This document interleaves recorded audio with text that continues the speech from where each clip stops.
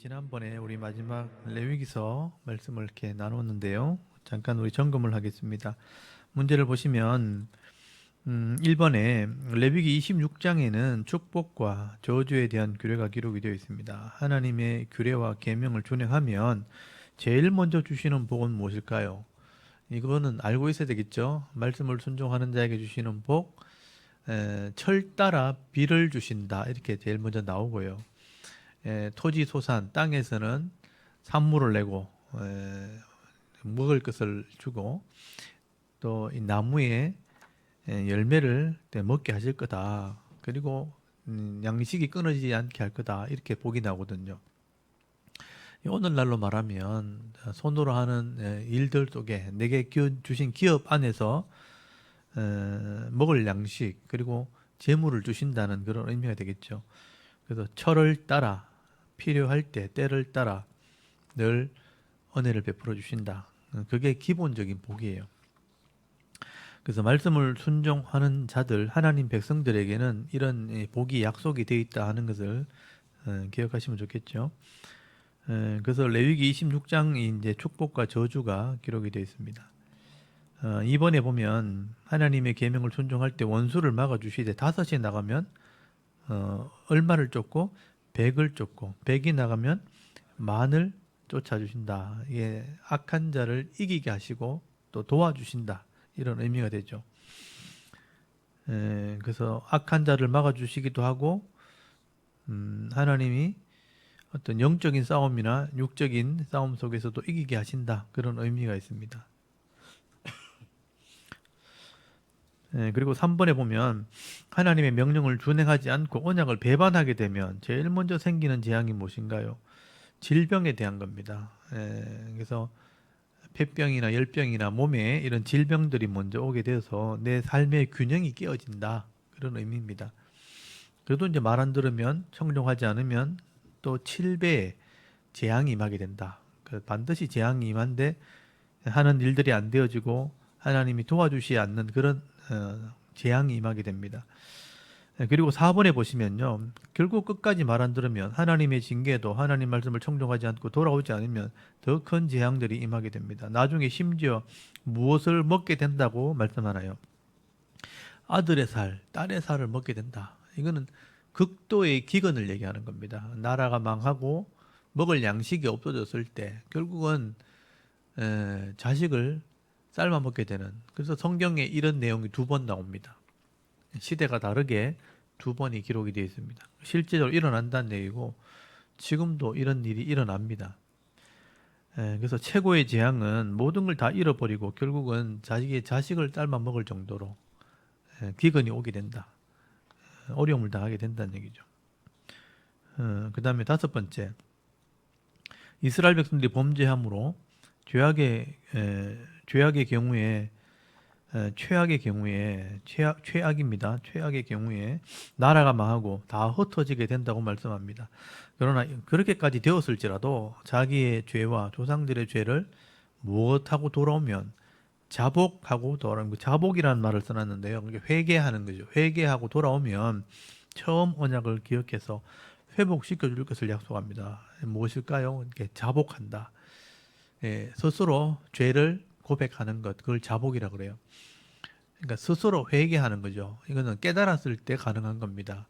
내가 죄인이고 잘못되었고 부족한 자였다 하는 걸 깨닫는 것. 그래서 자복하고 회개하면 다시 언약으로 회복시켜 주는 것이 그게 계약서의 내용이에요. 그래서 그렇게 하라는 거예요. 그렇게 하면 하나님께서 원래대로 회복시켜 주시겠다. 겸손을 얘기하는 거고 또 하나님에 대한 신앙 고백을 의미하는 겁니다. 그래서 믿음이 없으면 절대로 이렇게 할 수 없는 거죠. 그래서 믿음 있는 자에게는 이런 복을 주시겠다라고 약속이 되어 있는 겁니다. 그 다음에 6번, 사람을 하나님께 드리기로 서원했다가 지키지 못했을 때 그 사람의 값을 하나님께 드리면 된다고 말씀합니다. 이 사람의 값은 각각 얼마인가요? 레위기 그 27장이 서원 예물에 대한 규례가 나오거든요. 그래서 자식이나 제 자신을 바치겠다고, 바친다는 말이 뭐냐면 하나님의 일을 하겠다라고 서원하는 거죠. 그런데 이제 상황이 있어서 못하게 되면 이런 예물을 바쳐서 무효할 수 있다. 이런 예물의 값을 정해놓은 거예요. 우리 보통 이렇게 보험에 보면 무슨 사고를 당했을 때 나이를 이렇게 책정해서 얼마를 이렇게 보상해 주는 게 있죠. 그거하고 똑같은 거예요. 그래서 그런 보상 제도가 사실은 이런 율법에서 나온 겁니다. 그래서 거기 보면 가장 힘이 있을 때 20세에서 60세 남자는 50세겔, 그리고 여자일 경우에는 30세겔. 남녀가 좀 차이가 있죠. 남자가 5세에서 20세까지, 어린아이서부터 청년까지 20세는 20세겔, 여자는 10세겔. 1개월에서 5세까지는 남자는 5세겔, 여자는 3세겔, 3세겔. 60세 이상, 60세 이상은 남자는 15세겔, 15세겔, 여자는 60세 이상 13겔, 10세겔 이렇게 정해놨죠. 그래서 하나님이 그 나이에 맞게 이런 금액을 정해놨어요. 근데도 이런 돈이 낼 돈이 없다 그러면 형편대로 그렇게 돼 있죠. 그래서 7번에 보시면 만약 서원한 사람이 가난하여서 이 성경에 정한 대로 값을 감당하지 못할 때는 얼마를 받지 않아요? 형편대로 이렇게 돼 있어요. 그래서 하나님께서 규정을 정해놓긴 했지만 규정에 맞지 않을 때, 못할 때는 그게 맞게 하나님께서 하시겠다. 이 얘기는 뭐냐 하면 그걸 반드시 지킨다는 게 중요한 게 아니고 지키려고 하는 마음이 중요하다는 뜻이에요. 하려고만 하면 하게 해주겠다 이런 뜻입니다. 그래서 이 율법이라는 규정이라는 것은 반드시 그렇게 해야 되는 것이지만 그렇게 해야만 되는 게 아니고 하려고 하는 의도, 마음이 있어야 된다. 그거를 보시겠다는 뜻이지 이렇게 해야지만 된다는 것을 강조하는 건 아니에요. 그래서 이거는 구원에도 마찬가지죠. 반드시 이렇게 해야 된다는 걸 강조하면 그거는 율법주의가 되는 거예요. 근데 그렇게 하려는 마음만 있으면 하나님 되게 하시겠다는 것은 믿음인 거예요. 그래서 하나님은 그렇게 하기를 약속했기 때문에 하려고 하기만 한다면 하게 해주겠다라는 거예요. 그래서 이 믿음이라는 것은 내가 반드시 그렇게 해야만 된다는 것을 강조하면 안 돼요. 하려고 하는 마음, 내 의지가 있느냐 그게 더 중요한 거예요. 그래서 소원 예물에 대한 규례를 이렇게 정해놓지만 형편이 안 되면 네 형편대로 해라고 했다는 것은 하나님 그 의도가 중요하다는 것을 얘기하는 것입니다. 8번 만약 가축을 하나님께 드리기로 소원했다면 그것을 변경하여 우열간에 바꾸면 어떻게 되나요? 이 가축을 정해놓고 다른 걸로 바꾸면 둘 다 하나님께 돼요. 그래서 그 처음에 한번 정했을 때 마음이 변하면 안 된다는 그런 의미가 있는 겁니다. 제가 이걸 보면 항상 그게 생각나요. 우리 시험 치다가 이제 모를 땐 찍잖아요. 찍다가 중간에 바꾸면 어떻게 돼요? 바꾸면 틀려요. 처음 찍은 게 무조건 맞는 거예요. 그런 얘기를 많이 하잖아요. 그것처럼 처음 정한 그 마음이 중요하다 이런 뜻입니다. 9번에 만약 집을 하나님께 드리기로 소원했다가 마음이 바뀌어서 그 집을 무르르려면 어떻게 되는가? 집을 내 소유를 가지려면 5분의 1을 더해서 값을 바치면 돼요. 그러면 내 소유를 해주겠다. 그래서 이제 집 자체가 중요한 게 아니고 그것을 하나님께 약속을 지킨다는 그게 중요하다는 거예요. 10번에 사도행전 5장에 밭을 하나님께 드리기로 서원했다가 그 밭을 판값을 숨겼다가 심판받는 부부 이야기가 나오죠. 그 부부 이름은 아나니아와 삽비라라는 부부입니다. 둘 다 거짓을 고했다가 하나님을 속였다는 죄로 심판을 받게 되죠. 11번에 11조를 물으려면 어떻게 해야 되나요? 11조를 내가 못 바쳤다. 그럼 5분의 1을 더해서 물으면 된다. 바치면 된다. 이런 뜻이에요. 그래서 이제 예물을 바칠 때도 하나님의 규정대로 하면 된다. 이 11조라는 것은요, 내 돈을 바치는 게 아니에요. 하나님이 주신 것의 11조예요. 그러니까 먼저 복을 주시고 그 복을 하나님께 주셨다는 것을 믿음으로 증거하는 것이 11조입니다. 그래서 이제 그 11조를 너무 강조하면 돈에 매이거든요. 돈에 매이는 게 아니에요. 마음이 있는 것을 바치면 되는 거예요. 그래서 이제 이런 이 결기 헌금에 대한 문제는 이 삶 자체가 하나님 주신 은혜라는 것을 깨닫지 못하면 헌금을 할 수가 없어요. 그냥 내 걸 바친다는 생각을 하게 되는 거거든요. 사실 이 땅에 태어나는 것도 하나님 은혜고 생명을 가지고 또 가정이 생기고 직장을 가지고 사업을 하고 다 하나님 주시는 재능과 은혜로 하는 거거든요.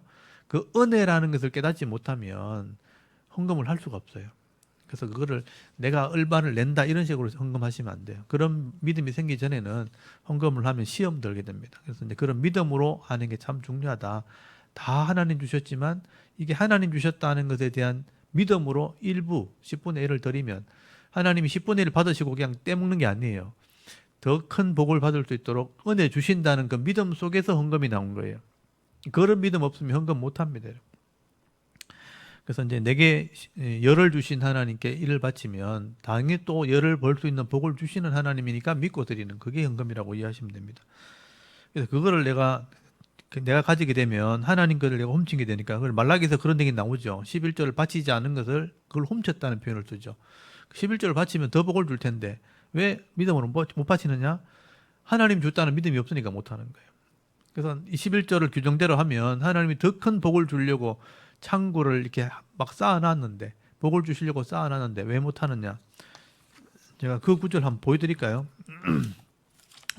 이 레위기가 첫 번째 성경이라면 제일 마지막 성경 말라기에 그걸 써놨죠. 이스라엘 백성이 그 약속을 안 지키니까 하나님께서 하도 답답하니까 그런 말씀하신 거예요. 여러분 말라기서 거기 마지막 3장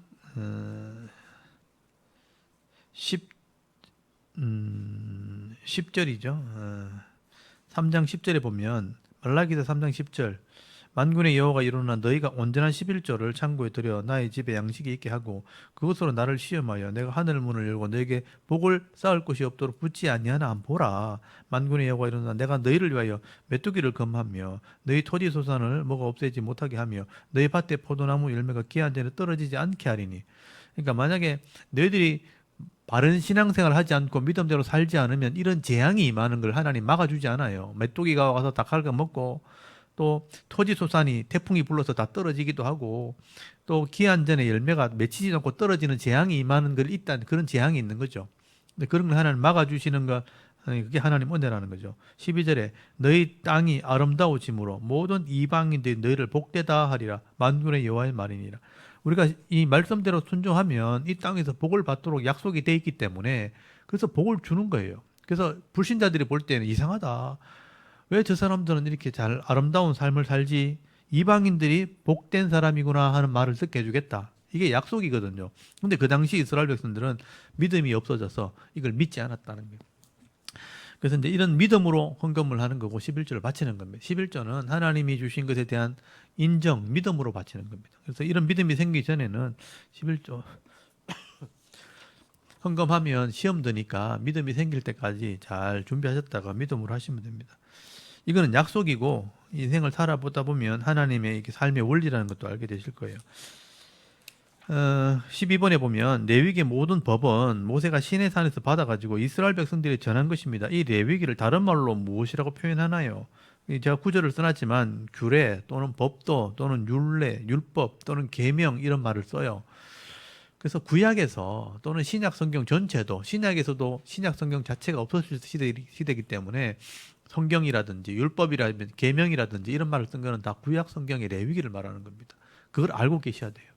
그래서 레위기대로 약속했고 그 약속대로 살아야 될 것을 하나님께서 요구하셨기 때문에 율법 계명하면 아 레위기를 봐야 되는구나 하는 것을 아시면 돼요. 그다음 뒤로 넘어가면 레위기를 제가 정리하면서 각 장의 이 제목들을 알고 있어야 된다. 제가 말씀을 드렸죠. 이게 하나의 원리이기 때문에. 그래서 1장에서 5장까지는 오늘날 예배에 해당되는 제사 제도죠. 그 5가지 제사 제도, 번제, 소제, 화목제, 속제제, 속건제가 나와 있고요. 6장, 7장은 그 당시에 제사의 규례, 제사장이 해야 될 일들이 기록되어 있고, 그 다음에 6장, 7장이 그렇게 제사의 규례가 기록되어 있고, 8장에는 제사장의 위임식이 기록이 되어 있어요. 9장이 첫 번째 제사, 하나님의 영광이 임하는 첫 번째 제사, 10장이 이제 제사장의 실수가 나오죠. 나답과 아비후가 다른 불로 분향을 하다가 죽게 되는 사건이 나오죠. 그 다음에 11장부터가 삶의 규례죠. 구별되는, 세상의 죄와 구별되는 것. 그래서 정결 규례죠. 11장이 음식에 대한 규례, 12장이 산모의 정결 규례. 피를 흘렸기 때문에 깨끗하게 되는 규례가 나와요. 13장이 죄를 상징하는 나병의 진찰법, 14장이 나병의 정결 규례, 15장은 성병에 대한 규례가 나오죠. 16장 대속죄일에 대한 규례, 그 다음에 17장이 피에 대한 규례, 그 다음에 18장이 성윤리, 윤리에 대한 규례가 나오죠. 19장이 사회윤리, 그 다음에 20장이 반드시 죽여야 될 죄, 그 다음에 21장 제사장의 처신규례, 22장 제사장의 성물에 대한 규례. 그러니까 23장 3이 나오죠. 3대 절기. 그래서 절기에 대한 규례. 24, 이 성소 당번이라고 그랬죠. 24가 성소에 대한 규례. 25장이 안식년과 희년. 그다음에 26장이 축복과 저주. 그다음에 27장이 서원 예물에 대한 규례. 그 규정이 이렇게 기록돼 있다는 걸 알고 계셔야 돼요. 그래서 이런 규정을 따라서 하나님이 이스라엘 백성들에게 복을 주시기도 하고 또 잘못하면 재앙을 내리는, 법대로 재앙을 내리는 겁니다. 그래서 역사가 이렇게 진행이 되고 있다는 것을 보는 눈이 필요한 거죠. 그래서 세상 사람들도 양심의 법을 줬죠. 여러분, 세상 사람들은 그냥 버려준 게 아니고요. 마음의 양심의 법이라는 게 있어요. 누가 가르쳐 주지 않았는데 내 마음속에 이렇게 하는 거는 정말 안 되지 않는가 하는 양심이 있는 거예요. 그 양심의 법을 따라가도록 규정을 준 거예요. 근데 양심의 법이라는 것은요, 죄를 자꾸 짓게 되면요, 양심의 법이 무뎌집니다. 그래서 양심의 법이 묻어지게 되고 나중에 그게 양심이 없어지게 되면 자기 유익을 따라서 이제 자기한테도 손해가 되지만 남에게 피해를 주는 삶을 살게 돼요. 그 죄를 깨닫지 못하면요, 그 죄 때문에 심판받는 겁니다. 또 예수 믿는 사람들은 하나님의 율법을 배우기 때문에 율법을 통해서 일반 불신자들보다는 내가 잘못되었다는 것을 빨리 깨달아요. 아, 이게 잘못된 거구나. 내가 잘못 생각했구나. 이걸 깨닫고 회개를 하면요, 양심이 살아있을 뿐 아니라 하나님의 법이 내가 있기 때문에 더 정확한 기준을 가지게 됩니다. 그래서 살아가는 삶이 달라져요. 그래서 이 땅에서 좀 죄를 덜 짓게 되고요. 지어도 회개를 계속하기 때문에 좀 정결한 삶을, 구별된 삶을 살죠. 그러니까 세상 사람은 양심이 묻어져서 점점 악해지는데 그 모습은 멀쩡하지만 마음은 악해지는 거죠. 예수 믿는 사람들은 똑같은 죄인이지만 점점점 새로워지는 삶을 사는 거예요. 그것이 다른 점이에요. 그래서 이 양심의 법 안에서 양심도 살아있지만 하나님의 법이 살아있기 때문에 그 법을 성령이 오셔가지고 깨닫게 하고 나중에 하나님 앞에 섰을 때 성령 하나님이 이 사람은 성령의 법을 알고 있는 사람이라고 변호해 준다는 거예요. 증거해 준다. 정인 서준다. 그래서 우리는 하나님 백성으로 인정을 받게 되고 하나님 나라의 복을 받게 된다라고 말씀하는 거예요. 그래서 이 법을 성령을 통해서 알고 있어야 그게 구원받은 성도의 가장 큰 표가 되는 거예요. 삶의 증거는 뭐냐? 죄를 안 지으려고 하고 지으면 회개하는 삶을 살아가는 거예요. 그게 차이 나는 점입니다. 그래서 율법이라는 것은 처음으로 계약의 말씀으로 주신 거예요. 그래서 성경에는 이 율법의 말씀을 지켜야 된다는 것을, 그러니까 늘 강조를 하게 되는데, 이 레위기 율법을 다른 말로 표현하면 계명, 율례, 법도라는 표현을 쓰거든요. 성경에 나오는 그런 중요한 구절을 제가 좀 말씀드리면, 여러분 시편 1편 시편 1편 한번 보세요. 그래서 이 레위기 27장까지 기록된 이거를 율법이라고 보통 얘기하고요.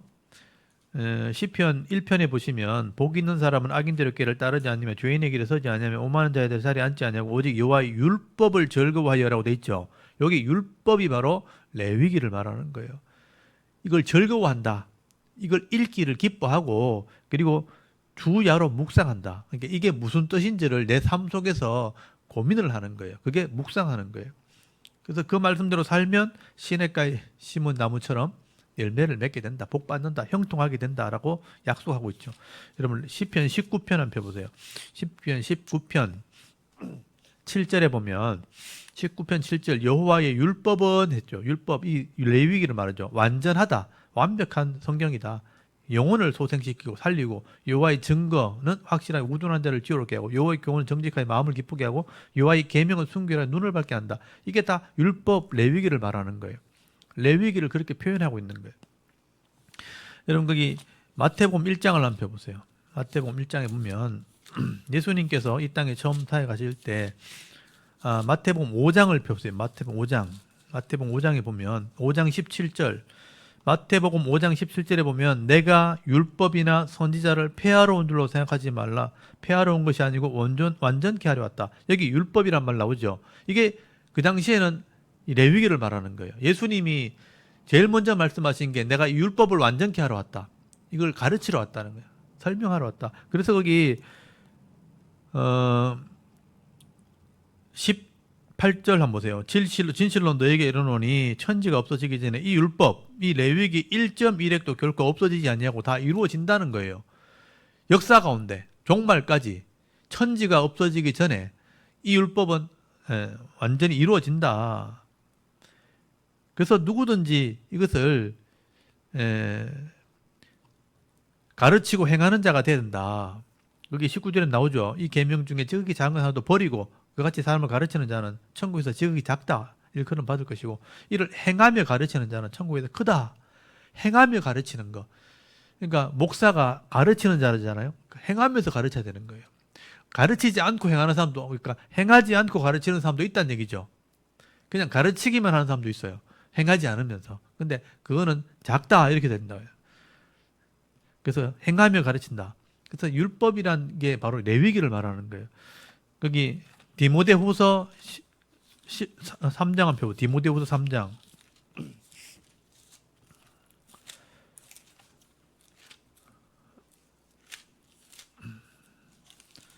16절, 디모데후서 3장 16절에 보면 여기 모든 성경은 하나님의 감동으로 된 것으로 교훈과 책망과 바르게 함과 의로 교육하기에 유익하니 여기 모든 성경이라고 되어 있는데 그 당시에 모든 성경은 레위기를 말하는 거예요. 레위기. 그러니까 이 레위기가 설명되어진 게 모세오경이에요. 그러니까 크게 보면 모세오경이고 작게 보면 레위기를 말하는 거예요. 그래서 이 성경은 하나님이 감동으로 기록됐다. 인간이 쓴 게 아니란 뜻이에요. 하나님이 써주셨고 그것을 직행할 때 교훈, 책망, 바르게 하고 의로 교육하기 유익하다. 여러분 이성을 가진 사람을요 이게 바꾸는 게 쉽지 않잖아요. 그러니까 자기 성품을 바꾸는지 생각을 바꾼다든지 삶을 바꾸는 게 쉽지 않아요. 근데 이런 말씀이 나를 그렇게 바꿀 수 있다. 교훈한다, 책망한다. 이게 하나님의 말씀이기 때문에 그래요. 여러분 요한계시록 1장 한번 펴보세요. 요한계시록 1장. 요한계시록 1장 여기 3절 보시면요. 1장 3절 이 예언의 말씀을 읽는 자, 듣는 자, 그 가운데 기록한 것을 지키는 자는 복이 있다고 돼 있죠. 그래서 이 요한계시록 자체를 예언했던 말씀을 얘기하는 것이지만 결국은 이 창세기에서부터 쭉 다 예언되었던 말씀들이 요한계시록에서 이루어지는 거거든요. 그렇다면 이 말씀 전체를 다 이해하고 읽고 듣고 그를 지키는 자가 결국 복이 된다라고 기록되어 있죠. 그래서 요한계시록까지 여기 보면 다 하나님의 말씀들에 대한 얘기를 기록하고 있는데 전체를 다 이해해야 요한계시록이 이해가 되는 겁니다. 그래서 이 신약 시대만 해도 신약 성경이 나중에 AD 300년 지나서 신약 성경이 결정이 됐단 말이에요. 그러면 신약 시대 가르쳤던 모든 성경은 다 구약 성경입니다. 그렇다면 율법이란 단어나 성경이란 단어는 다 레위기를 말하는 거예요. 레위기를 모르고는 성경을 이해할 수가 없어요.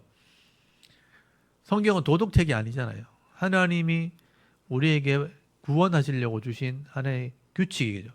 그걸 기억하고 순종하는 것, 이해하는 게 더 중요하죠. 이거는 지금부터 3,400년 전에 기록된 것이기 때문에 이거는 설명이 필요한 거예요. 그래서 이해가 필요한 겁니다. 그냥 단순히 읽어가지고는 이해할 수 없어요.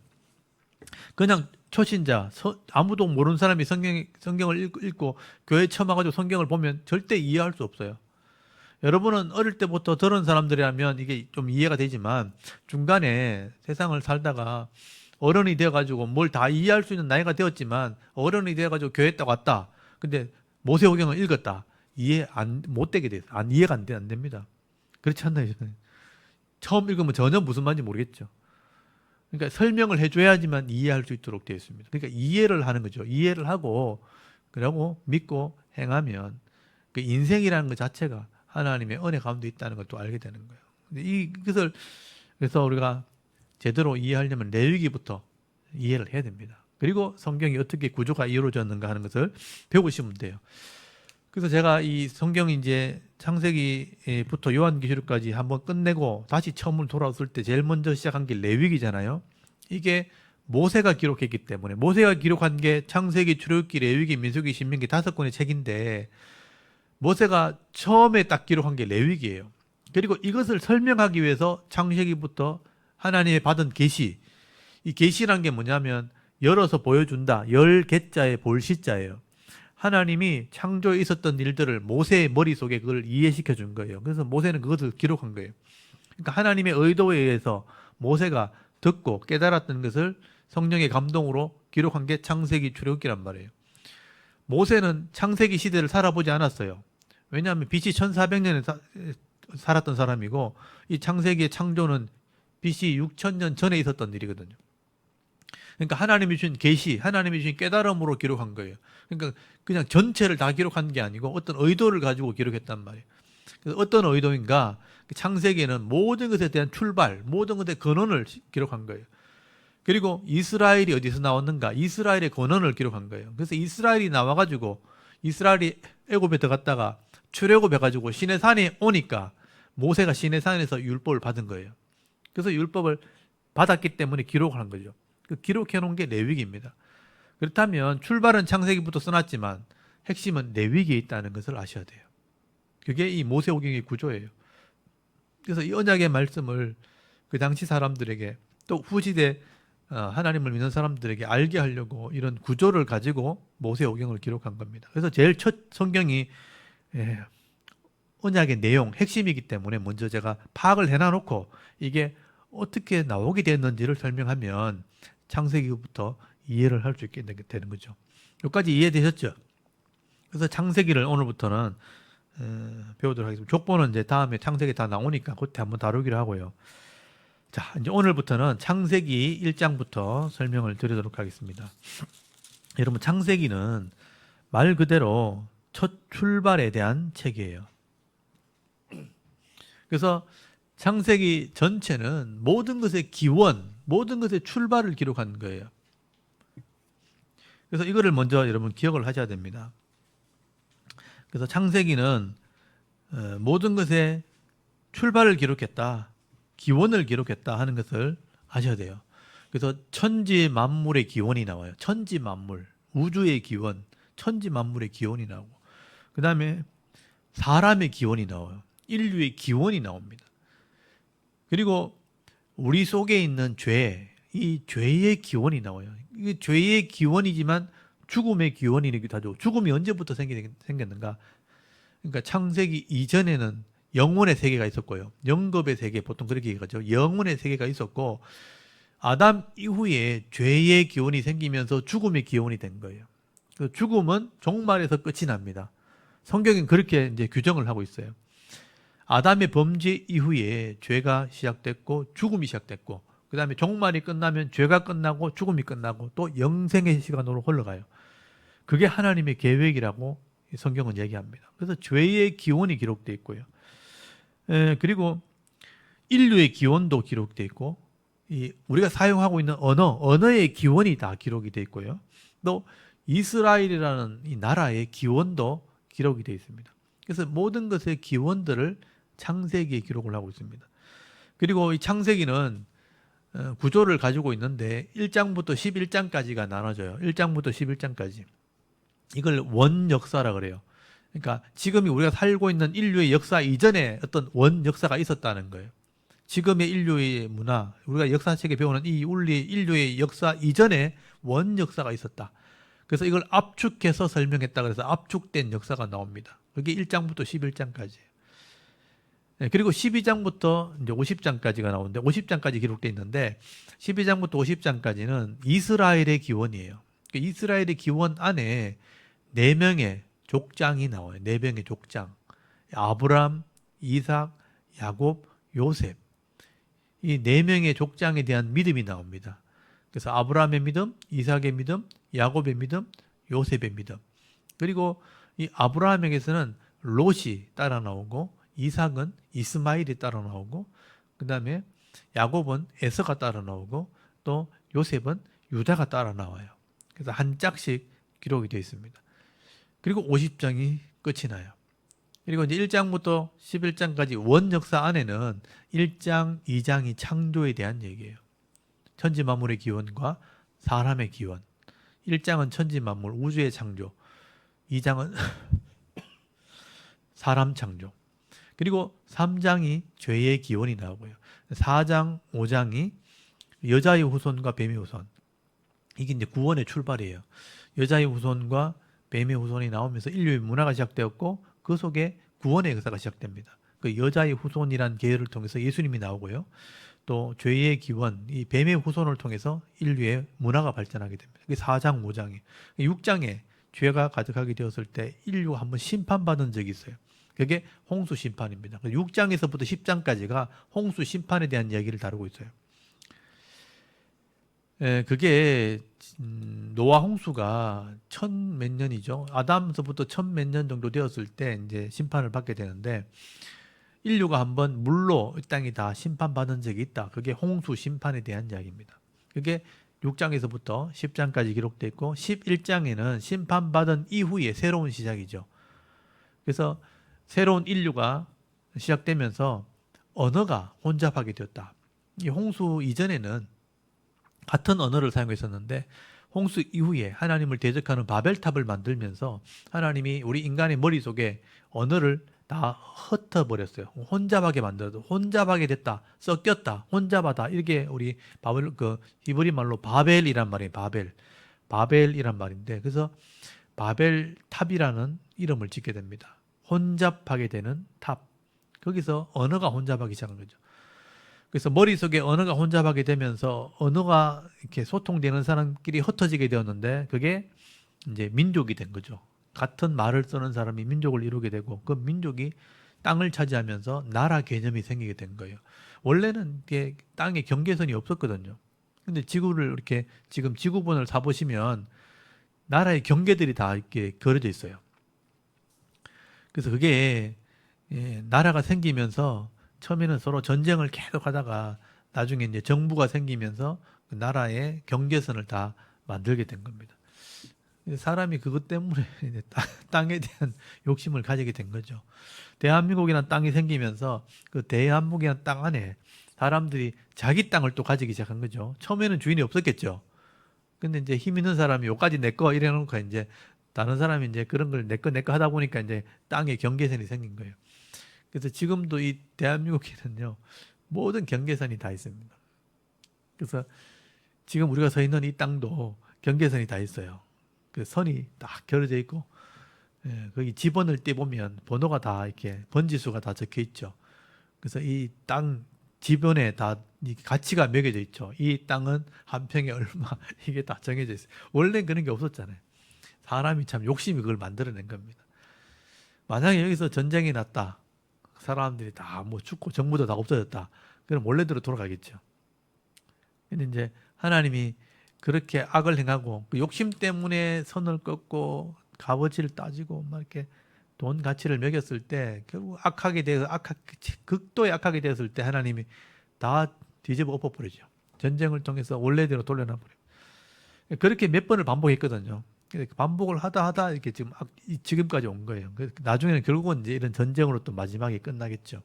그게 어떻게 보면 하나의 정해진 역사기도 하고 인류의 역사의 하나의 기준이 된 건데, 마지막에도 그렇게 될 겁니다. 성경에 그렇게 기록되어 있으니까. 그래서 이제 11장에 이렇게 언어가 혼잡하게 되면서 흩어지게 되었다, 그까지가 압축된 역사예요. 이렇게 해서 인류가 시작된 거예요. 그리고 나서 흩어진 사람들 중에서 하나님이 한 민족, 한 나라를 선택하셨다는 거예요. 그게 히브리인입니다. 히브리인. 유대인이라고, 히브리인이란 말이 원래 원조고요. 지금 유대인이란 말을 쓰는데, 이건 유대인이란 말은 이스라엘이란 나라, 이스라엘이란 이름이 나오면서부터 이스라엘 이름 안에서 이스라엘의 아들 중에 유다가 나왔고요. 유다의 아들 통해서 예수님의 족보가 나왔기 때문에 유다인들, 유대인이란 말이 나오게 된 건데, 결국은 이스라엘이라는 이름에서 나온 거죠. 이스라엘도 원래는 야곱의 이름이죠. 야곱의 다른 이름이 이스라엘이죠. 그게 나라 이름이 된 거예요. 결국 이렇게 흩어진 민족 중에서 하나님이 히브리어를 사용하는 히브리인을 선택하셨고, 그 히브리인과 계약을 맺게 됩니다. 그래서 하나의 모델이죠. 그러니까 흩어진 사람들 중에서 가장 약한 민족, 연약한 민족을 선택하셔가지고, 성경에 그게 기록되어 있어요. 가장 연약한 민족을 선택하셔가지고 하나님과 계약을 해서 이 민족이 하나님 백성 되는 모델로 사용하신 거예요. 너희들이 하나님이 보호해 주면서, 가장 약하니까 제일 망하기 쉽겠죠. 가장 약하니까 전쟁을 하면 제일 망하기 쉬운 민족인데, 하나님이 계약을 해가지고 하나님 나라 백성 되게 해서 이 백성을 세상에서 가장 강력한 나라로 만들어서 다른 사람을 다 하나님 믿게 하는 역할을 하는 그런 나라로 하나님 이스라엘을 선택하신 거예요. 가장 연약한 민족인데 하나님이 기업, 땅을 줘가지고 이 땅에 하나님 나라를 이루도록 계약을 했고 그 이스라엘을 통해서 다른 민족이 하나님 백성 되게 하는 사명을 준 겁니다. 근데 이스라엘이 그 사명을 받아놓고도 어느 정도 이제 번창하게 되었을 때 그 사명을 잊어버리고 하나님을 대적하게 될 때 결국 이스라엘을 통해서 하나님이 계획을 이루려고 했던 것을 이방인을 다시 다른 민족을 먼저 구원하고 마지막에 이 사람을 깨닫게 해서 구원하는 결국 하나님은 이스라엘을 통해서 다 구원하는 게 계획이었는데 이스라엘이 사명을 감당하지 않았기 때문에 그래서 다른 민족을 다 구원하고 난 뒤에 이스라엘을 마지막에 구원해서 하나님이 구원을 이루겠다라고 마지막에 이제 예언을 해놓은 거죠. 그래서 이스라엘은 하나의 모델이지만 이스라엘을 통해서 구원하면 이스라엘이 얼마나 교만해지겠어요. 그래서 이스라엘을 이제 구원하겠다고 약속해놓고 이스라엘이 넘어졌을 때, 꺾였을 때, 이 약속을 통해서 이방인을 다 구원하고 마지막에 이 꺾인 이스라엘을 다시 회복시켜서 구원함으로 다 구원하는 게 하나님 계획이에요. 그래서 로마서에 보면요, 하나님이 처음부터 그런 계획을 세웠다는 거예요. 교만하거나 하나님처럼 이제 되려고 하는 그런 마음 가지고는 절대로 구원을 받을 수 없는 거예요. 다 교만을 다 꺾고 겸손해져야 구원받는 거예요. 그래서 하나님이 모든 사람들을 죄 아래 가두어서 겸손하게 만들어 놓고 그래서 그들을 불쌍히 여겨서 사랑함으로 구원하려고 했다. 그게 하나님의 계획이었다. 사람이 겸손해지지 않으니까 하나님이 겸손하게 만들어서 그렇게 구원해냈다라고 로마서에 기록을 해놨어요. 그게 하나님의 계획이다라고 성경은 얘기하고 있습니다. 나중에 그걸 이해하게 될 거예요. 이스라엘이 잘 돼가지고 다른 사람이 다 구원됐으면 얼마나 좋았겠느냐. 사도 바울은 그런 얘기를 하거든요. 자기가 유대인이니까 우리가 잘 돼가지고 말씀대로 잘해가지고 우리가 번창하게 돼가지고 저들을 다 구원했더라면 얼마나 좋았겠느냐. 그러면 이스라엘이 한없이 교만해지는 거예요. 진짜 천사처럼 교만해져가지고 천사가 하나님 대적하려고 하다 망했잖아요. 그것처럼 이스라엘도 교만해졌을 거예요. 근데 하나님 그걸 아시기 때문에 이스라엘이 꺾이게 만들어 놓고 그 언약 그대로 이방인을 다 구원해놓고 이방인은 처음부터 하나님을 안 믿었으니까 죄악 가운데 죄의 범벅이 되어 살았으니까 그걸 불쌍히 여기서 구원해내고 이스라엘은 뒤늦게 그걸 깨닫고 회복시켜서 구원받고 그래서 결국 다 구원하는 게 하나님의 계획이라는 것을 나중에 설명을 합니다. 그래서 이제 12장부터 흩어진 민족 중에 이스라엘을 선택했고 이스라엘이 어떻게 믿음을 가지게 되었다는 얘기를 12장부터 하게 되는 거예요. 그래서 이제 이스라엘의 첫 출발은 셈의 후손 중에서 아브라함이 첫 출발이거든요. 그래서 아브라함이 이스라엘의 첫 출발이었고 그 아들 이삭이 그 약속을 이어받고 이삭의 아들 야곱이 그 약속을 이어받고 야곱의 아들 요셉을 통해서 하나님의 약속대로 이제 구원받기 위해서 애굽으로 들어가게 되는 과정이 나와요. 애굽으로 들어가는 과정이 창세기 끝입니다. 약속의 사람들이 애굽에 들어갔다 하고 이제 끝이 났고 그 다음에 애굽이 죄를 상징하는 땅이기 때문에 거기서 끄집어내는 거, 애굽에서 나오게 되는 그게 출애굽이에요.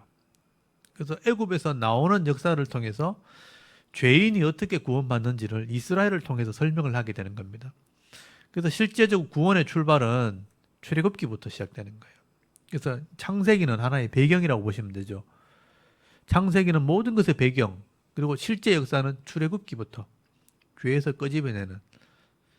그래서 이제 이런 애굽이 왜 죄를 상징하는지, 이스라엘이 왜 구원을 상징하는지 이걸 알려면 창세기를 먼저 알아야 되겠죠.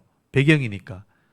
창세기 모든 근원, 출발이 기록되어 있으니까. 그래서 창세기는 모든 근원이기 때문에 이걸 먼저 근원적으로 알고 있어야 되고 이런 하나님의 계획들이 출애굽기부터 시작된다. 죄에서 구원받는 역사를 이스라엘을 통해서 설명한다. 그게 출애굽기의 역사입니다. 그래서 출애굽기는 또 그때 가서 배우기를 하고요. 오늘은 이 창세기에 대한 서론입니다.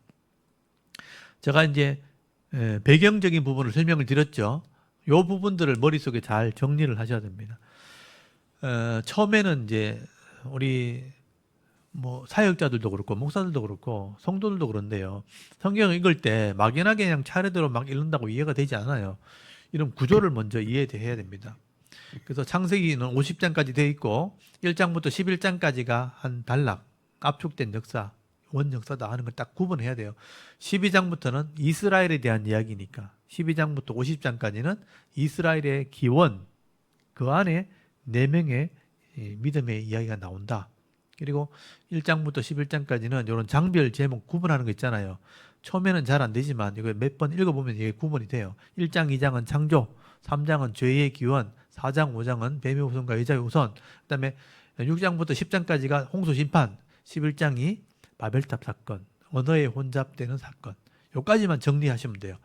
요 정도는 정리하실 수 있을 거예요. 다음 주에 제가 문제 낼 때 이런 내용을 낼 테니까 꼭 한번 정리해 보시고 이런 구조를 알고 성경을 보시면 됩니다. 이거는 모세가 의도하고 기록한 거예요. 하나님께서 계시할 때, 모세에게 보여줄 때 이런 내용들을 보여주신 거예요. 그래서 모든 역사를 다 설명할 수는 없잖아요. 그러니까 이 땅에 일어난 일이 얼마나 많은데 BC 6천년 전, 그러니까 나이를 계산해 보니까 아담서부터 나이를 계산해 보니까 지금부터 BC 6천년 전인 거예요. 6천년 전에 창조가 이루어지고 창조가 이루어지는 기간은 몰라요. 이게 날수가 정해져 있지 않기 때문에 그래서 이제 뭐 연대기를 연구하시는 분들이 땅의 뭐 지질학적으로 뭐 이게 뭐 40억 년, 뭐 50억 년 이런 얘기 하잖아요. 뭐 40억 년 그러면 여러분이 얼마인지 어떻게 감이 안 잡히죠. 그러니까 땅이 창조된 기간은 이게 뭐 먼지에서부터 하나씩 이렇게 커져서 이렇게 지구가 된 게 아니고요. 처음부터 지구로 창조가 되었는데 그게 오래된 그런 상태로 창조가 된 거예요. 그러니까 그 연수를 계산할 수가 없는 거죠. 우리 사람도 창조가 될 때 옛날에 우리 그런 질문 많이 했죠. 닭이 먼저나 달걀이 먼저나 이런 질문 했죠. 여러분 그런 질문 받으면 애매하죠. 닭을 나오려면 알에서 나와야 되고 알이 나오려면 닭이 있어야 되는데 닭이 먼저인지 알이 먼저인지 모르잖아요. 그러니까 여러분은 여러분 자녀들이나 아이들이 물으면 여러분 뭐라고 대답해요? 닭이 먼저냐 달걀이 먼저냐 뭐라고 대답해요? 혹시 물으면 만약에 물었다 치고 어떻게 대답할 거예요? 준환이가 물으면 뭐랄 거예요? 그러면 닭이 먼저겠네요. 그죠? 뭐라고 할까요? 저는 실제로 그런 질문을 많이 받았거든요. 근데 만약에 달걀이 먼저라고 쳐요. 달걀이 먼저라고 치면 달걀이 생겼어요. 근데 달걀이 부활을 하려면 어떻게 부활하겠어요? 뭐나 따뜻하게 할 뭐 존재가 생겼다면 모래 속에 넣었다. 따뜻하게 됐다. 부활을 했다고 쳐요. 뿅아리가 나왔겠죠. 그럼 뭘 먹고 살아요?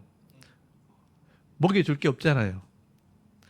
그래서 이제 알로 있을 때는 스스로 존재할 수 없는 상황이 더 많다는 거죠. 그래서 이제 통상적으로 볼 때는 닭이 먼저 성체로 창조가 되었고 거기서부터 알이 나오는 게 맞는 거예요. 만약에 우리가 아기로 창조됐다. 갓난아기 있잖아요. 갓난아기. 그렇게 생각하면 되죠. 갓난아기, 탯줄도 끊지 않은 갓난아기로 일단 창조를 해놨다. 그럼 갓난아기 혼자 어떻게 살겠어요? 아무것도 없어요. 혼자 딱 있어요. 어떻게 살겠어요? 불가능하죠. 실제적으로 우리 갓난아기가 태어났을 때 그냥 들판에 내버려 두면 어떻게 되겠어요? 햇빛에 노출돼 있고 또 짐승들도 있었다고 치면 노출돼 있잖아요. 그럼 불가능한 거죠. 스스로 먹이를 활동할 수 없잖아요. 갓난아기는 그게 안 되잖아요. 그러니까 성체로 창조되어서 아기가 나올 수밖에 없는 거예요. 다른 짐승도 마찬가지라고 생각합니다. 송아지 새끼부터 창조됐다. 그러면 스스로 활동을 못 하는 거예요. 누군가가 보살펴 줘야 되고 먹이를 먹여주고 젖을 먹여줘야지만 성장할 수 있는 거잖아요. 그래서 이제 이 지구도 마찬가지죠. 지구가 만약에 운영이 되려면 먼지부터 이렇게 막 이렇게 창조된 게 아니잖아요. 그러니까 성체, 완전체로 딱 창조되었을 때 모든 것이 진행이 된단 말이에요. 태양도 돌아가고 식물이 자랄 수 있도록 그게 다 완벽하게 돼야지만 이게 돌아간단 말이에요. 그렇다면 땅이 창조되었다. 우리가 성체로 창조가 된 것처럼 땅이 오랜 기간 땅으로 창조가 돼버렸잖아요. 그러면 그 땅의 연대를 측정해버리면 이미 창조됐을 때 오랜 기간이 된 걸로 창조됐단 말이에요. 그럼 그 연대를 측정할 수 있겠어요? 모른다는 거예요. 그래서 과학자들이 뭐 땅이나 바위나 뭐 이런 것을 연대를 측정을 할 때 몇십억 년 됐다. 그러면 제가 이렇게 얘기하는 거예요. 몇십억 년 된 상태에서 처음 창조됐다면 어떻게 할 거예요? 모르죠, 그죠? 그러니까 40억 년 된 상태의 모습으로 처음 창조가 됐다면 창조를 40억 년 전이라고 말할 수 없는 거예요. 그렇죠? 논리적으로는 그렇죠. 40억 년 된 상태로 처음 창조가 됐다면 우리가 어른이 창조된 것처럼 이해되셨죠? 이해됐습니까? 그러니까 40억 년 된 상태로 처음 창조가 됐다면 그 40억 년 됐다는 그게 창조의 시작이라고 말할 수 없단 말이에요. 40억 년 된 상태에서 처음 창조가 된 거니까 40억 년 지난 상태가 처음 상태라고 말해야 되는 건데 그 연도가 오래됐으니까 이 땅이 40억 년 전에 창조됐다고 말을 못 한다는 얘기죠. 이제 그렇게 저는 설명을 드리는 거예요. 그래서 이 땅도 성체, 완전체로 창조됐기 때문에 그 연대를 측정해가지고 40억 년이 나왔다 그래가지고 40억 년 전에 지구가 처음 창조됐다고 말을 못 한다는 얘기예요. 저는 그렇게 이해를 하고 있고요. 그래서 완전체로 일단 창조되어서 처음 출발을 하게 되었다. 이 지구가 궤도를 출발한 것도 이제 처음 창조를 연구하시는 분들 중에 지구 궤도를 이렇게 연구를 해보면요. 이렇게 돌아가는 게 모든 걸 계산할 수가 있거든요. 그래서 이제 첫 이 지구와 모든 태양계가 출발할 때는 태양을 중심으로 일렬로 서 있었다는 거예요. 태양을 중심으로 수, 금, 지, 화, 목, 토, 천, 해, 명이라는 이런 행성들이 태양을 돌았는데 지금은 막 각자 속도로 자전 속도가 다르고 공전 속도가 달라요. 지구는 1년을 기준으로 한 바퀴를 돌지만 태양을 한 바퀴를 돌지만 지구가 한 바퀴 돌 동안 목성이나 화성이 도는 게 달라요. 근데 첫 출발할 때는 일직선으로 서 있었다는 거예요. 일직선으로 서 있다가 처음 창조해서 하나님이 우주를 딱 창조했을 때 그때부터 똑같이 돌기 시작한 거예요. 그래서 궤도를 계산해 보면 그런 계산이 나온다는 거예요. 우리들은 이렇게 물리학을 잘 모르기 때문에 이런 정확한 계산을 할 수 없지만 예전에 이 창조를 연구하시는 분들이 그걸 계산했다는 거예요. 그래서 일렬로 서 있던 모든 이 행성들이 동시에 공전을 하기 시작했다라고 얘기를 해요. 그 첫 출발이 있었을 거란 말이에요. 근데 이제 좀 이따 제가 이렇게 나중에 얘기하겠지만 이런 창조를 믿지 않는 사람들은 뭔가 이렇게 우주에 첫 출발이 있었을 거다. 그래서 빅뱅 이론이라 그래가지고 우주에 큰 폭발이 있어서 그 폭발을 그것들 통해서 이 우주가 팽창하기 시작했고 그 팽창하는 가운데 먼지와 수분과 이런 전기 작용을 의해서 이런 것이 행성이 구성이 되었을 거다. 그래서 먼지에서부터 이런 것이 합쳐졌다.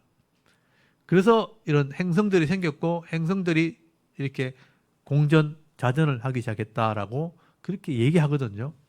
근데 이거는 있을 수가 없는 거예요.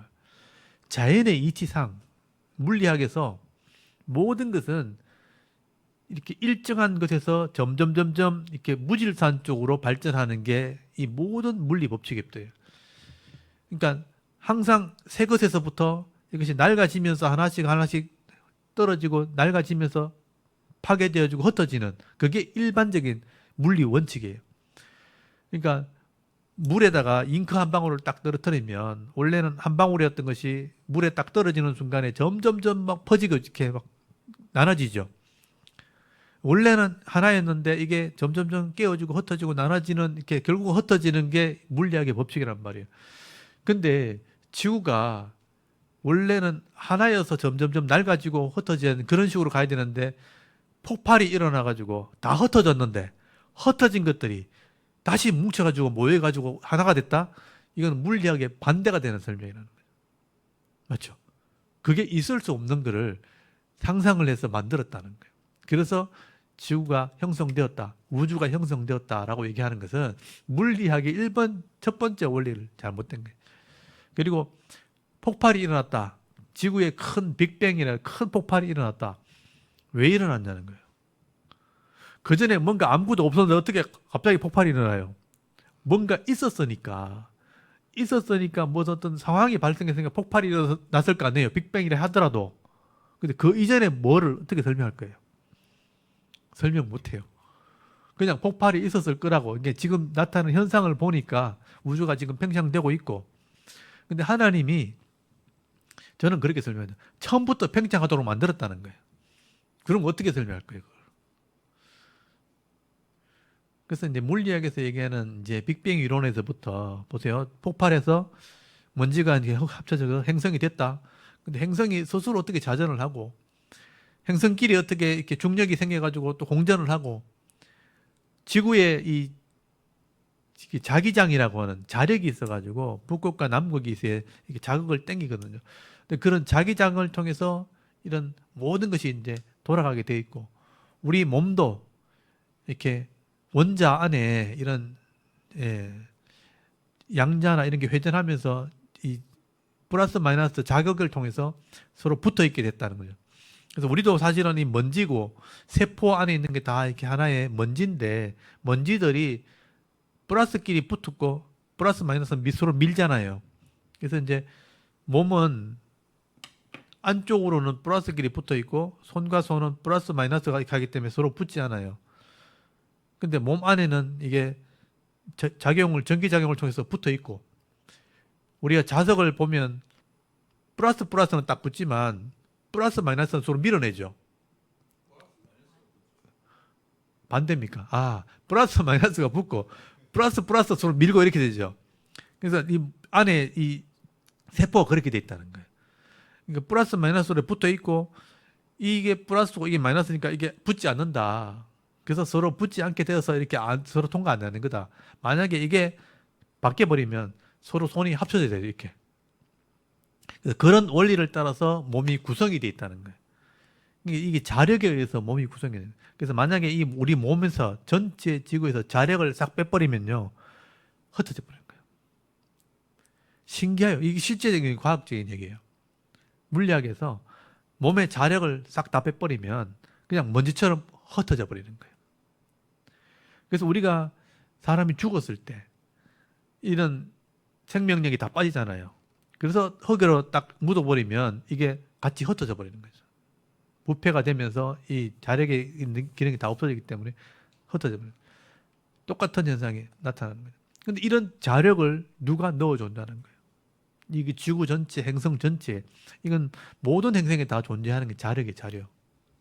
이렇게 플러스 마이너스가 붙고 밀고 하는 그런 자력이 형성되어 있는 거예요. 이거는 이제 설명할 방법이 없는 거예요. 근데 이걸 진화되었다? 스스로 발전했다? 그럼 스스로 발전하도록 만드는 사람이 있었을 거 아니에요. 그게 진화되게 하는 과정을 설계한 사람이 있었을 거 아니에요. 막 진화하게 되었다가 치면.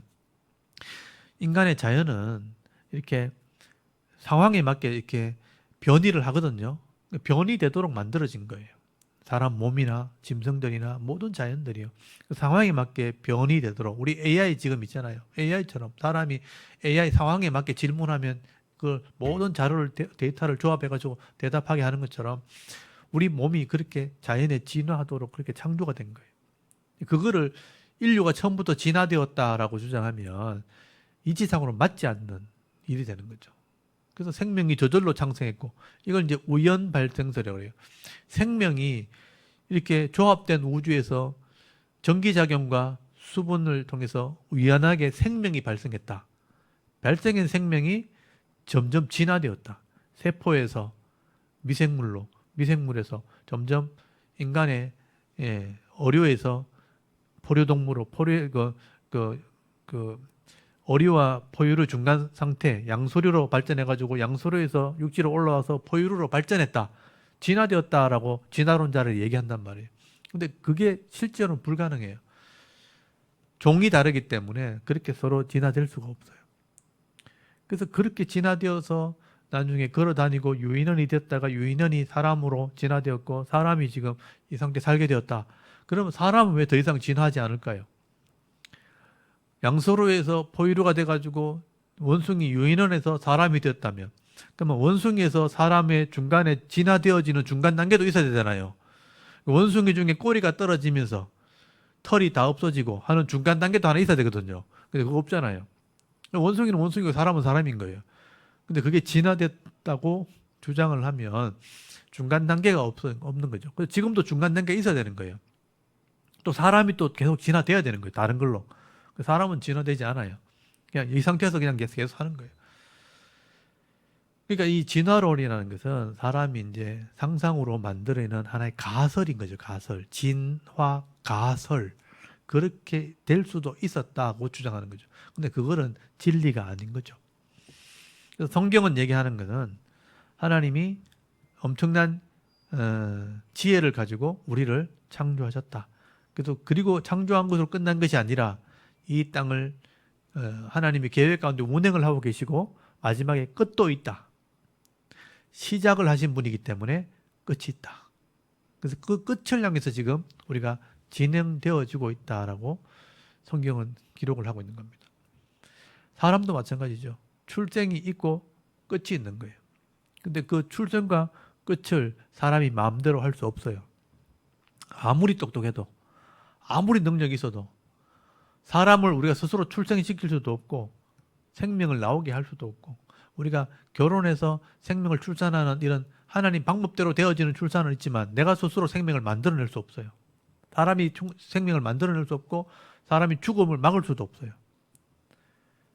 근데 사람이 이게 창조되었다고 진화되어서 가정중에 왔다고 그렇게 주장하는 것은 하나님이 계시다는 것을 부인하는 것이 되는 것이기 때문에 우리는 저는 진화론은 맞지 않다 이렇게 생각하는 거죠. 그래서 우리가 창세기에 나오는 이 창조의 이야기는 하나님께서 우리에게 어떻게 이 땅이 출발되었는지를 설명한 것이에요. 그래서 잘 들어보시고 이해하시면 되는 겁니다.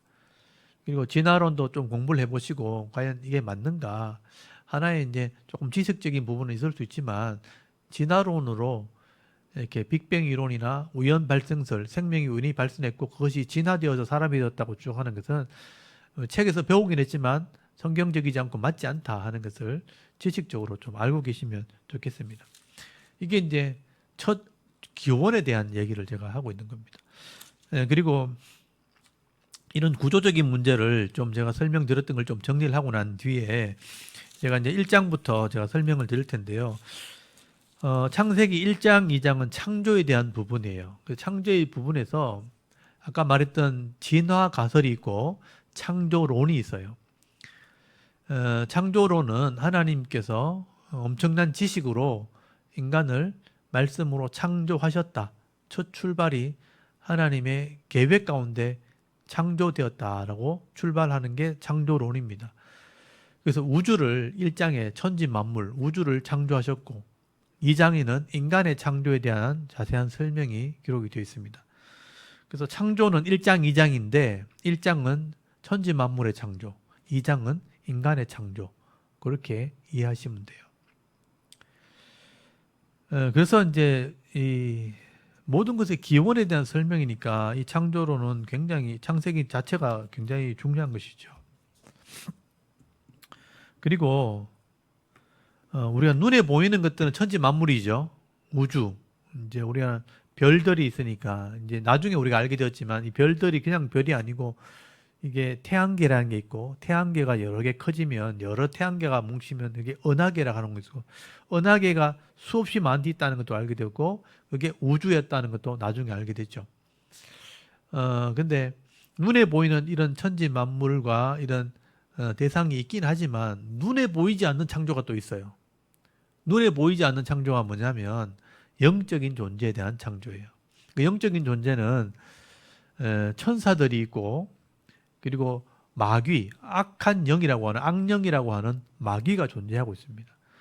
근데 이건 눈에 보이지 않기 때문에 우리가 생각을 하지 않고 일반 과학자들, 물리학, 그러니까 이 땅에 있는 창조된 이 우주 안에서 일어나는 법칙을 공부하는 사람이 물리학자들이에요. 물리 안에 법칙이 존재하고 그러니까 이 땅을 연구해 보니까 이 땅의 모든 물질과 에너지들이 존재하고 있고 그 물질과 에너지들이 이렇게 어떤 질량을 가지고 있고 질량은 변하지 않고 계속 변화되어지는 그래서 질량이 보존되어지는 법칙이 있다 이런 것도 알게 되고 질량이 이렇게 계속 변화되어지는 그런 원칙도 알게 되어지고 이런 이제 물리학자들이 이래 하나님의 만드는 창조 안에 이런 법칙들이 있다는 거. 법칙이란 게 뭐냐면 그때나 계속 변하지 않은 옛날이나 지금 변하지 않는 것 항상 존재하는 법칙 계속 실험 과정을 거쳐도 늘 존재하는 그 변하지 않는 것을 법칙이라고 그럽니다. 또 법칙이 존재한다는 것을 알게 된 것이죠. 또 눈에 보이는 것 안에 이런 법칙들이 존재하는 걸 알게 됐는데 눈에 보이지 않는 것은 영적인 존재죠. 근데 물리학자들은 이 영적인 존재를 믿지 않아요. 그래서 학자들이나 물리학자들 또 의사들, 의학을 하는 사람들에게는 영적인 존재는 이제 보이지 않으니까 실험을 할 수 없으니까 믿지 않습니다. 인정하지 않았습니다. 근데 존재하기나 해요. 근데 존재하는 거는 느끼는 건데 어떤 실험을 할 수가 없으니까 뭐 볼 수도 없고 뭐 질량이 있는 것도 아니고 물질이 있는 것도 아니고 그냥 영적으로 이렇게 보이지 않는 곳에 존재하고 있으니까 공기 같은 것은 보이지 않아도 실제적으로 나중에 이제 물로 이렇게 바꿀 수 있거든요. 이렇게 실제로 이렇게 물리학으로 존재하기 때문에 이제 증명이 가능한데 영적인 것은 증명할 수가 없어요. 보이지 않고 이렇게 물질이 존재하지 않으니까. 근데 이제 성경에 존재하는 거죠. 그 천사를 본 적 있어요? 옛날에는 천사들이 안 보이니까 그림으로 그렸어요. 그래서 옛날에 화가들이 중세시대 그려놓은 거 보면 천사의 모양을 많이 그려놓은 거 보셨죠? 날개 달고 뭐 이렇게 머리에 동그라미 뭐 이렇게 그린 거 보셨죠? 이렇게 존재할 거라 상상으로 그린 거죠. 그러니까 존재한다고 믿으니까 그랬을 거 아니에요. 근데 천사도 있지만 악한 영도 있거든요. 악령을 보신 적 있어요? 우리나라 말로 하면 귀신. 신인데 귀신인 거죠. 귀신인데 이것도 우리 성경적인 용어로 하면 이게 영적인 존재인 거예요. 본 적 없죠. 근데 TV나 이런 데 보면 귀신 나오잖아요. 아, 봤어요? 어떤 모양을 보셨어요? 예. 소복 입고. 단발에 흰 거. 남자, 여자. 예.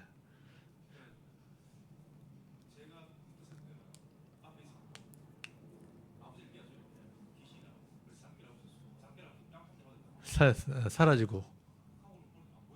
예. 여기에 귀신이라고 믿고 있는 거죠. 그럼 천사일 수도 있잖아요. 그러니까 천사가 어떻게 생긴지 모르니까 일반적으로 귀신처럼 말하는 것처럼 생겼으니까 이제 집사님은 귀신이라고 생각하는 거죠. 시야로 보였어요? 아니면 머릿속에서 보였어요? 실제로 봤어요? 시각적으로 봤다. 제가 볼 때는 시각적으로 본 건 아니고요. 그러니까 시각적으로 존재했다면 다가 봐야 되는 거예요. 혼자 봤죠? 내 속에서 본 거죠. 그거를 이제 내 어떤 머릿속에서 그걸 이제 원래 내가 뭘 본다고 할 때는 뇌에서부터 관장을 하거든요. 그냥 의학적으로 볼 때 뇌에서 시신경을 통해서 봤을 때 이제 보인다는 느낌을 가지잖아요. 근데 시신경은 실제로 보지 않았는데 뇌 속에서는 봤다고 느끼는 게 있어요. 그렇게 보는 거예요, 대부분 다. 그걸 이제 환상이라고 보통 얘기하는 거예요. 근데 물리적으로 존재했다면 다 같이 봐야 되는 거예요.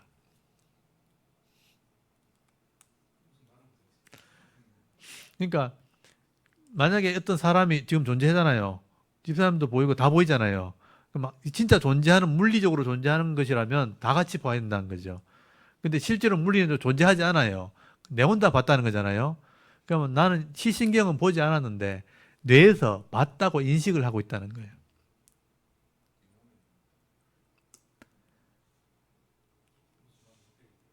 그러니까 실제적으로 꿈은 알죠. 꿈 꿔보신 적 있죠. 꿈을 꿀 때는 머릿속에서 보잖아요. 맞죠? 그런 식으로 본다는 거예요. 보는 것도. 눈 뜨고 있는 것도. 예, 예,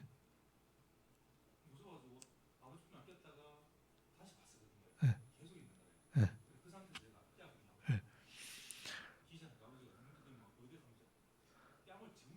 예, 예,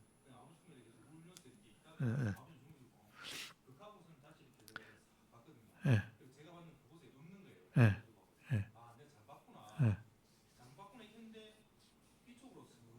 음. 그러니까 그게 실제로 존재해서 존재하는 게 아니고 집사님의 머릿속에서 그거를 인식시키게 만들었다는 거예요. 그게 실제로 존재했을 또 치도 보이진 않는데 머릿속에서 보게 만들었다. 이렇게 인식하는 거죠. 그러니까 의사들이 그렇게 이제 인식을 하는 거예요. 내 머릿속에서 그것을 인식을 하게 만들었다. 그렇게 보는 거죠. 설명이 안 되죠. 이해는 안 되죠. 이제 그렇게 설명을 한다는, 보통 이제 의사들이 그렇게 설명을 한다는 거예요. 그런 식으로 봤다는 걸 그렇게 설명. 무당들이 귀신을 본다 하잖아요. 본인만 보는 거거든요. 자기만 내 속에서 그걸 보는 걸로 인식을 하고 있다. 그렇게 인식을 하는 거예요. 설명을 그렇게 한다는 거죠. 제가 이런 설명 드린 이유는 뭐냐면 귀신이 존재하고 있다는 걸 지금 설명하고 있는 거예요. 존재하니까 보기도 하고 느끼기도 하는 거죠.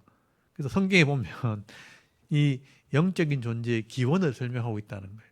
그러니까 이 영적인 존재는 물리적인 창조 이전에 있었다는 거예요. 그걸 성경이 얘기하고 있다. 그건데 창세기에는 안 나오잖아요. 근데 알고 계시라고 제가 설명을 드리는 거예요. 그래서 천지 만물의 창조를 설명할 때 영적인 존재의 창조도 있었다. 그걸 알고 있어야 된다는 거죠. 그게 어디 나오냐면 골로새서를 한번 펴보세요. 골로새서 1장 16절. 신약에 바울이 그걸 설명을 해요. 근데 이런 얘기는 잘 안 하죠. 이런 얘기 처음 들어보시죠? 처음 들어보신 분도 있을 거예요. 아마 이 방송을 보시는 분들도 이런 얘기 처음 들어보신 분도 있을 거예요. 아마. 골로새서 1장 거기 보면 창조에 대한 얘기를 해요. 16절인데요. 예수님에 대한 설명을 하면서 예수님이 창조 전에 계셨다 이런 얘기를 해요. 한번 보세요.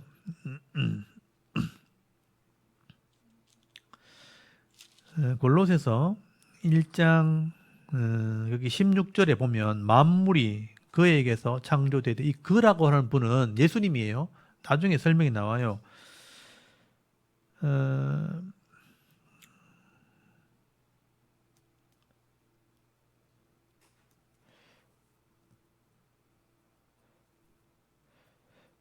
거기 16절 만물이 그에게서 창조되되 하늘과 땅에서 보이는 것들과 보이지 않는 것들과 혹은 왕권들이나 주권들이나 통치자들이나 권세들이나 만물이 다 그로 말미암고 그를 위하여 창조되었고 또한 그가 만물보다 먼저 계시고 만물이 그 안에 함께 섰느니라. 그는 몸인 그의 머리시라. 이렇게 돼 있죠. 그는 예수님인 거 아시겠죠? 예수님이 창조에 함께 계셨다 이런 뜻이에요. 예수님이 이 땅에 육신의 몸으로 있고 일단 인간의 몸으로 오셨다. 그걸 성육신이라 보통 얘기하는데 원래 하나님이신데 성육신 하셨다. 빌립보서 2장을 한번 보세요. 빌립보서 2장. 빌립보서 2장 6절 한번 보세요. 빌립보서 앞에 있죠. 2장 6절에 보면 그는 근본 하나님의 본체, 그러니까 하나님과 같은 본체 이시나 하나님과 동등됨을 취할 것으로 여기지 아니하시고 오히려 자기를 비워 종의 형체를 가지다 사람들과 같이 되셨고 사람의 모양으로 나타나사 자기를 낮추시고 죽기까지 복종하셨으니 그 십자가에 죽으심이라. 여기 보면 하나님과 같은 본체신데 사람의 몸을 입었다고 돼 있죠. 그러니까 이 하나님 예수님이 창조의 때도 같이 계셨다는 거예요. 그래서 골로새서 1장 거기 16절로 다시 오면 만물이 그에게서 예수님에게서 창조되되 하늘과 땅에 보이는 것과 보이지 않는 것들과 혹은 왕권들이나 주권들, 통치자들이나 권세자들 만물이 다 그로 말미암아 이렇게 창조되었다라고 돼 있는데 여기 보면 보이는 것들과 보이지 않는 것들이란 말 나오잖아요. 이게 보이지 않는 것들이 뭐냐 하면 영적인 존재들이에요. 이때 천사들이 창조가 된 거예요. 근데 이 천사들이 창조 이전에 이미 창조가 돼 있었어요. 근데 천사들 중에 굉장히 능력을 많이 가진 천사가 있었어요. 보통 이걸 천사장이라고 그래요. 천사장이었는데 이 천사장이 너무 많은 능력을 가지고 있다 보니까 하나님처럼 되고 싶은 어떤 욕심 때문에 하나님을 대적하게 돼요. 그게 이제 영적인 전쟁으로 일어나게 되는데 하나님이 이 천사들을 하나님을 대적하는 존재, 천사장과 그 밑에 따랐던 천사들이 있었어요. 그래서 이 천사들을 하나님이 땅으로 내어 쫓게 됩니다. 하늘에서부터 땅으로 내어 쫓게 되고 그 천사들이 내어 쫓기면서 천사의 고난을 잃어버리고 영적인 존재로서 하나님을 대적하는 존재의 무리가 되죠. 그것을 이제 악한 영들이라고 표현하게 돼요. 그래서 그 제일 천사장 우두머리를 하나님이 이름을 뭐라고 불렀냐면 마귀 또는 사탄이라는 이름을 붙이게 됩니다. 그리고 그 함께 따랐던 천사들을 쫄개들이죠. 그를 귀신들이라고 부르게 돼요. 영적인 존재들이기 때문에 귀신이라는 이름을 붙이게 됩니다. 그래서 이 하나님을 대적했던 존재를 하나님이 가두기 위해서 지옥, 불못을 만들게 돼요. 그래서 여기 마태복음 25장을 한번 펴보세요. 마태복음 25장.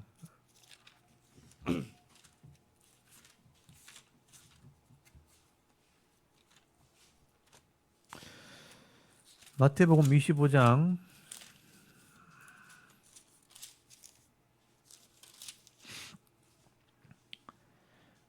거기 41절 한번 보세요. 양과 염소의 비유를 말씀하시면서 이렇게 왼편에 이제 염소에 대해서 얘기하면서 또 왼편에 있는 자들에게 이르시되 저주를 받은 자들아 나를 떠나 마귀와 그 사자들을 위하여 예배된 영원한 불에 들어가라 이렇게 돼 있죠. 마귀와 그 사자들을 위해 예배된 불 이게 바로 지옥불이에요. 그래서 이 하나님을 대적했던 마귀와 이 사자들을 위해서 지옥을 만든 거예요.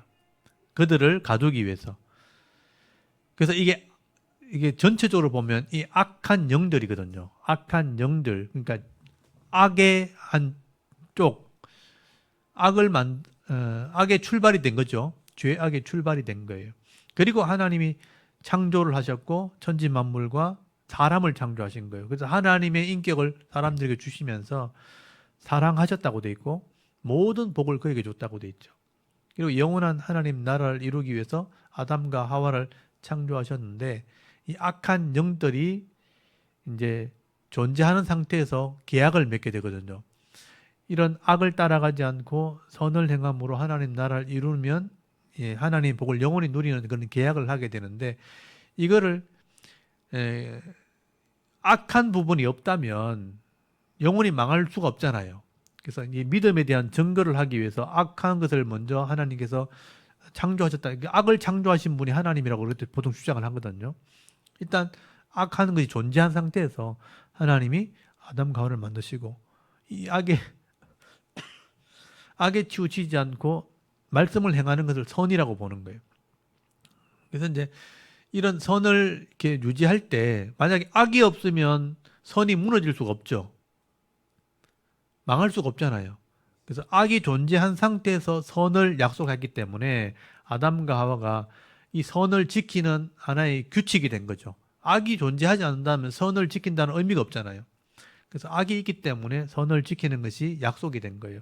그래서 선악을 알게 하는 나무를 열매를 먹지 않는 그런 계약을 했을 때 선만 존재한다면 그걸 먹을 이유가 없죠. 악한 마음을 가질 이유가 없죠. 근데 악이 존재할 때 악을 이겨내는 것이 약속을 지키는 믿음이 되는 거고 믿음 위에 이런 복을 누리게 되는 건데 그걸 하나님께서 같이 존재하게 만들었다는 거죠. 그래서 믿음으로 복을 받도록 약속을 한 거예요. 근데 아담과 하와가 그 악을 따라감을 통해서 시험에 들게 되고 언약을 깨트림으로 죄를 짓는 존재가 돼버린 거예요. 믿음을 깨트린 거죠. 그래서 그 믿음을 회복하기 위해서 구원을 이루기 위해서 죄와 죽음에서 건지기 위한 그것이 이제 그 구원의 출발이 되게 되는 거죠. 그래서 이런 기원들을 설명하는 이유는 뭐냐면 하나님께서 이런 과정을 통해서 우리를 구원하셨다는 것을 설명하려고 창세기를 설명하는 거예요. 그래서 이제 죄의 기원 안에 이런 창조의 기원 안에 영적인 존재의 기원이 있다는 것도 여러분 먼저 기억을 하시고 이걸부터 제가 먼저 설명을 드려야지만 아담과 하와의 창조 안에 이런 죄악의 먼저 악한 영들에 대한 창조가 있었다는 것을 여러분 먼저 기억을 하셔야 된다는 거죠. 이것이 타락하는 과정이 성경에 기록되어 있거든요. 요거는 제가 다음 주에 조금 더 자세히 설명을 드리도록 하겠습니다. 이게 이제 창세기 서론이라고 보시면 돼요. 이해되셨죠? 여기까지 오늘 할게요. 시간이 많이 갔기 때문에. 제가 오늘 이 레위기를 마무리하면서 레위기 율법이라는 것이 이거 성경 전체에 레위기 핵심을 가리키고 있다. 그 핵심을 기억해야 한다는 거고, 이것을 설명하기 위해서 모든 것의 출발을 설명했는데 그게 창세기라는 거예요.